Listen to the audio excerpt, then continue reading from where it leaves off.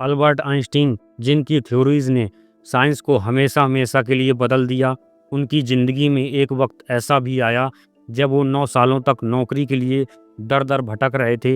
यहाँ तक कि उनके क्लास फेलोज़ में अगर किसी की जॉब नहीं लगी थी तो वो सिर्फ आइंस्टीन ही थे। लेकिन किसने सोचा था, जो लड़का स्कूल में सबसे स्लो लर्नर समझा जाता था, एक दिन उसके दरवाजे पर इजराइल के प्रेसिडेंट बनने का ऑफर आएगा।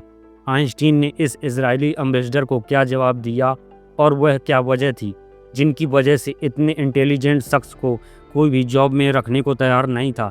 आइए जानते हैं आज की इस वीडियो में। अल्बर्ट आइंस्टीन 1879 में जर्मनी के शहर उल्म में पैदा हुए थे। बचपन में ही उनको अजीबोगरीब नज़रों से देखा जाता था क्योंकि वह दूसरे बच्चों की तरह नहीं थे। वह बहुत ही स्लो लर्नर थे, लेट बोलना शुरू किया और स्कूल में टीचर्स उनको एवरेज या कमज़ोर स्टूडेंट समझते थे। पर इसके पीछे की वजह यह थी कि आइंस्टीन हर चीज़ को क्यूरोसिटी की निगाह से देखते थे।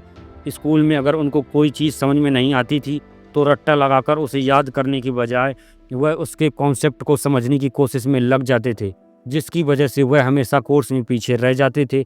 आइंस्टीन बचपन से ही काफ़ी क्रिएटिव थे और उनकी यही कमजोरी भी थी और बाद में उनकी ताकत भी बनी। आइंस्टीन की अर्ली एजुकेशन म्यूनिक में हुई। वहाँ उनको जर्मन स्कूलिंग का स्ट्रिक्ट डिसिप्लिन बेस्ड सिस्टम बिल्कुल पसंद नहीं था। एक वक्त आया जब तंग आकर आइंस्टीन ने स्कूल छोड़ दिया और अपनी फैमिली के साथ स्विट्ज़रलैंड शिफ्ट हो गए ताकि वहाँ के लिबरल एजुकेशन सिस्टम में अपनी जगह बना सकें। वह वहाँ के ज्यूरिख पॉलिटेक्निक कॉलेज में फिजिक्स और मैथमेटिक्स में एडमिशन लेना चाहते थे। एंट्रेंस एग्जामिनेशन में उन्होंने मैथ्स और फिजिक्स के पेपर को तुरंत सॉल्व कर दिया, लेकिन दूसरे सब्जेक्ट जैसे कि जियोलॉजी, लिटरेचर और पॉलिटिक्स में वह बुरी तरह फेल हुए। एंट्रेंस एग्ज़ाम के बाद कॉलेज के प्रोफेसर ने आइंस्टीन को अपने ऑफिस में बुलाया। वह आइंस्टीन के मैथ्स और फिजिक्स के जवाब देखकर काफ़ी हैरान थे। वह जानना चाहते थे कि आइंस्टीन को यह सब किसने पढ़ाया, जिस पर आइंस्टीन ने जवाब दिया, उन्होंने यह सब खुद से पढ़ा है। पर दूसरे सब्जेक्ट्स जिसमें ज़्यादातर सिर्फ रट्टा काम करता था, उसमें आइंस्टीन बुरी तरह फेल हुए थे। प्रोफेसर ने उनको बताया कि अगर उनको इस कॉलेज में एडमिशन चाहिए तो सिर्फ मैथमेटिक्स और फिजिक्स से काम नहीं चलेगा, उनको दूसरे सब्जेक्ट्स की तैयारी करने के लिए वापस 1 साल स्कूल में लगाना होगा। मायूस होकर आइंस्टीन को वापस 1 साल स्कूल में लगना पड़ा और अगले साल खुशकिस्मती से वो ज्यूरिख पॉलिटेक्निक कॉलेज के एंट्रेंस एग्ज़ाम में पास हो गए। पर कॉलेज में एडमिशन लेने से आइंस्टीन के नेचर में कोई परिवर्तन नहीं आया। यहाँ पर भी वो बोरिंग लेक्चर्स को स्किप करते, खुद से पढ़ाई करते और प्रोफेसर से ज़्यादा इम्प्रेस नहीं होते। यानी उनके आगे पीछे घूमना आइंस्टीन के फितरत में नहीं था। इन सब का रिजल्ट यह रहा कि जब आइंस्टीन 19 में ग्रेजुएट हुए तो उनके प्रोफेसर्स ने उनको जॉब रिकमेंडेशन देने से इनकार कर दिया। अब बेशक वो ज़्यादा इंटेलिजेंट थे, लेकिन आइंस्टीन के पास कोई स्ट्रॉन्ग रेफरेंस नहीं था, कोई मेंटर नहीं था जो उनको एक एकेडमिक या रिसर्च जॉब दिला सके। उस दौरान साइंस की फील्ड में जॉब पाने के लिए प्रोफेसर की रिकमेंडेशन बहुत इंपॉर्टेंट होती थी और आइंस्टीन उस रेस में पीछे रह गए और रिजल्ट यह निकला कि उनके क्लासमेट्स जिनसे वो एकेडमिकली स्ट्रांग थे अच्छी पोजीशन पर पहुंच गए क्योंकि उनके पास प्रोफेसर्स का सपोर्ट था। आइंस्टीन जर्मनी और स्विट्ज़रलैंड में कई जगह अप्लाई किया, यूनिवर्सिटीज़, स्कूल्स, रिसर्च इंस्टीट्यूट्स, हर जगह उनको मना हो गया। लेटर्स लिखे, प्रोफेसर से मिले, लेकिन सब जगह एक ही जवाब, हमें अफसोस है कि हम आपको हायर नहीं कर सकते। आइंस्टीन के लिए यह पर्सनली भी पेनफुल था क्योंकि वह समझते थे उनका काम और पोटेंशियल लोगों को दिखाई नहीं दे रहा है। आइंस्टीन के लेटर्स और डायरी से उनकी इस फ्रस्ट्रेशन को अच्छी तरह से समझा जा सकता है। आइंस्टीन ने एक बार अपनी डायरी में लिखा था कि ये लगता है जैसे दुनिया को मेरी कोई ज़रूरत नहीं है, हर दरवाज़ा बंद है। अपनी फैमिली को लिखे गए लेटर में यह मेंशन था कि मैं हर जगह अप्लाई करता हूँ लेकिन ना तो जवाब मिलता है, ना ही किसी को मेरी ज़रूरत है। लगता है मेरी ज़िंदगी में कुछ भी ठीक नहीं चल रहा है। एक और फेमस लेटर जो उन्होंने अपनी गर्लफ्रेंड मिलीवा को लिखा, उसमें आइंस्टीन ने कहा, मुझे लगता है कि मैं एक यूजलेस इंसान बन गया हूँ। मैं सिर्फ फिजिक्स में जीता हूँ पर दुनिया सिर्फ उन लोगों की सुनती है जो उनके सिस्टम में फिट बैठती हैं। यह फ्रस्ट्रेशन आइंस्टीन की पर्सनल लाइफ को भी असरअंदाज कर रही थी। पैसे की तंगी, शादी की टेंशन और खुद से डिससेटिस्फैक्शन। एक और प्रॉब्लम यह थी कि आइंस्टीन के नेचर बहुत ज़्यादा आइडियलिस्टिक था। वो क्लियर थे कि वो सिर्फ साइंस से रिलेटेड ही जॉब करेंगे, प्रैक्टिकली या कॉमर्शियल जॉब में उनका कोई इंटरेस्ट नहीं था। उस वक्त आइंस्टीन का अफेयर उनकी क्लास फेलो मिलीवा के साथ चल रहा था, लेकिन दोनों की शादी सिर्फ इस वजह से नहीं हो रही थी क्योंकि आइंस्टीन के पास कोई जॉब नहीं थी। फाइनेंशियली प्रेशर बढ़ता जा रहा था। मिलीवा एक्सपेक्ट कर रही थी कि आइंस्टीन कुछ कमाएं, लेकिन आइंस्टीन के हाथ जैसे जकड़े हुए थे। एक वक्त आया जब आइंस्टीन को प्राइवेट ट्यूटर बनकर पैसे कमाने पड़े, जहां वह स्कूल स्टूडेंट्स को मैथ्स और फिजिक्स पढ़ाते थे। आखिरकार आइंस्टीन के एक दोस्त ने उनको एडवाइस दिया कि बैरन पेटेंट ऑफिस में एग्जामिनर की जॉब के लिए अप्लाई करें। यह एक लो लेवल गवर्नमेंट जॉब थी, लेकिन कम से कम एक स्टार्टर था। आइंस्टीन ने अप्लाई किया और सरप्राइजिंगली बिना ज़्यादा एक्सपीरियंस के उनको 1902 में जॉब मिल गई। बैरन पेटेंट ऑफिस में आइंस्टीन का काम था एक नए इन्वेंशंस और पेटेंट्स की एप्लीकेशंस को चेक करना, देखना क्या सच में इनोवेटिव है क्या नहीं। यह जॉब बोरिंग थी, लेकिन आइंस्टीन के लिए डूबते को तिनके का सहारा बनने का काम कर रही थी। क्योंकि यह जॉब 9 to 5 थी, वह रातों को और वीकेंड्स में अपनी साइंटिफिक रिसर्च करते रहे। बेशक प्रोफेसर की जॉब नहीं थी जिसके लिए आइंस्टीन कोशिश कर रहे थे, लेकिन जो भी था ना होने से अच्छा ही था। उसके बाद एक वक्त ऐसा आया जब आइंस्टीन के दिन पलटने लगे। पेटेंट ऑफिस में काम करते हुए आइंस्टीन ने 1905 में अपने करियर का सबसे बड़ा धमाका किया।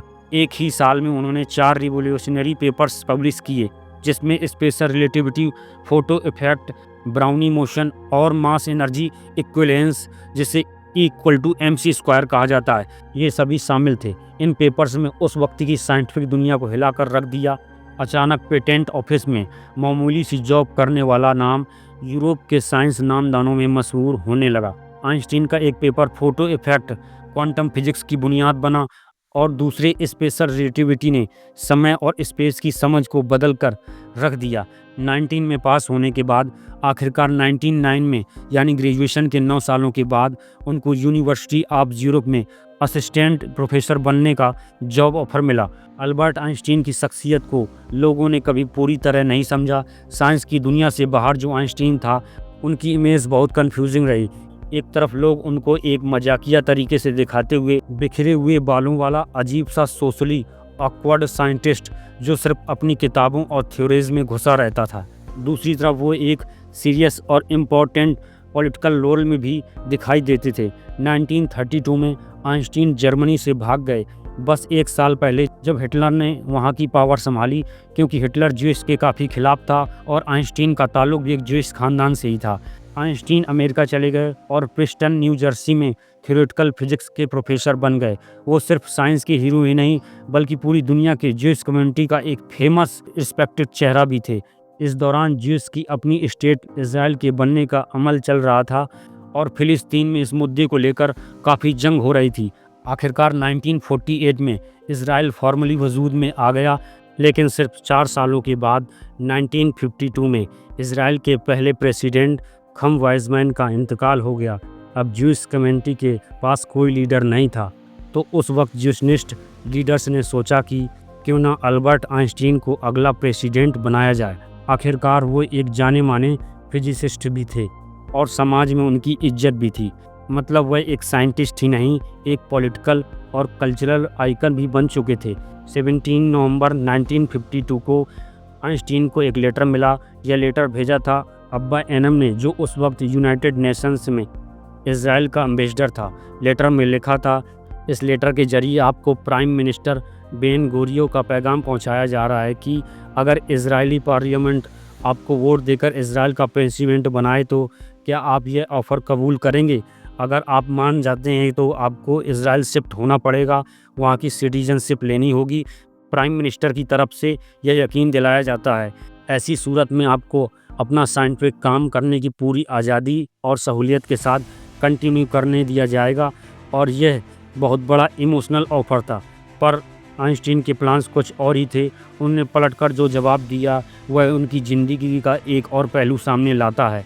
आइंस्टीन ने जवाब लिखा, मुझे इजराइल की तरफ से प्रेसिडेंट बनने का जो ऑफ़र दिया गया है उससे मैं बहुत ज़्यादा इमोशनल हूँ, लेकिन साथ ही उदास और शर्मिंदा भी हूँ कि मैं इसे कबूल नहीं कर सकता। मैं ज़िंदगी भर सिर्फ ऑब्जेक्टिव चीज़ों से डील करता आया हूँ, इसलिए मेरे पास ना तो लोगों को संभालने की फितरत है और ना ही ऑफिशियल जिम्मेदारियाँ निभाने का तजुर्बा। मतलब आइंस्टीन ने खुद को पॉलिटिकल लीडरशिप के लायक नहीं समझा था। उस वक्त आइंस्टीन की एज 73 ईयर्स थी। जब उनको यह ऑफ़र मिला तो उन्होंने अपने घर में रुके हुए मेहमानों को बताया कि यह ऑफ़र बहुत ऑकवर्ड है। बाद में उनको एक जेरूसलम की अखबार को जो उनके लिए कैंपेन कर रहा था, यह भी समझाया गया कि मैं ऐसे किसी चांस का सामना नहीं करना चाहता जहां मुझे गवर्नमेंट के फैसलों के साथ चलना पड़े जो कभी मेरे ज़मीर के खिलाफ जा सकते हों। मतलब आइंस्टीन सिर्फ इसलिए मना कर रहे थे कि वह पॉलिटिकली फिट नहीं थे, बल्कि इसलिए भी कि वह अपनी ज़िंदगी में कभी भी अपने ज़मीर के खिलाफ नहीं जाना चाहते थे, फिर चाहे कितनी भी बड़ी कुर्सी या इज्जत क्यों न मिले। लोग जो जज्बाती तौर पर एक्साइटेड हो रहे थे आइंस्टीन को प्रेसिडेंट बनाने के आइडिया पर, वो एक इम्पॉर्टेंट बात भूल गए थे। आइंस्टीन इजराइल के सिंपैथेटिक ज़रूर थे, लेकिन वह कभी भी एक पैशनेट ज़ायनिस्ट नहीं थे। जब आइंस्टीन ने प्रेसिडेंट के ऑफ़र को ठुकरा दिया तो former prime minister Ben curio ने अपने असिस्टेंट को कहा कि अगर आइंस्टीन ने यह ऑफ़र एक्सेप्ट कर लिया होता तो हमारे लिए एक बड़ी मुश्किल खड़ी हो जाती, क्योंकि 1946 में इजराइल बनने से 2 साल पहले आइंस्टीन ने एक इंटरनेशनल कम्युनिटी के सामने कहा था कि स्टेट आइडिया मेरे दिल में ही नहीं, यानी असल में आइंस्टीन इजराइल को अलग स्टेट में नहीं देखना चाहते थे। आखिरकार 16 दिसंबर 1952 को यट्ज़ाक बेंजवी इजराइल के दूसरे प्रेसिडेंट बन गए। उम्मीद करते हैं कि आपको हमारा वीडियो पसंद आया होगा।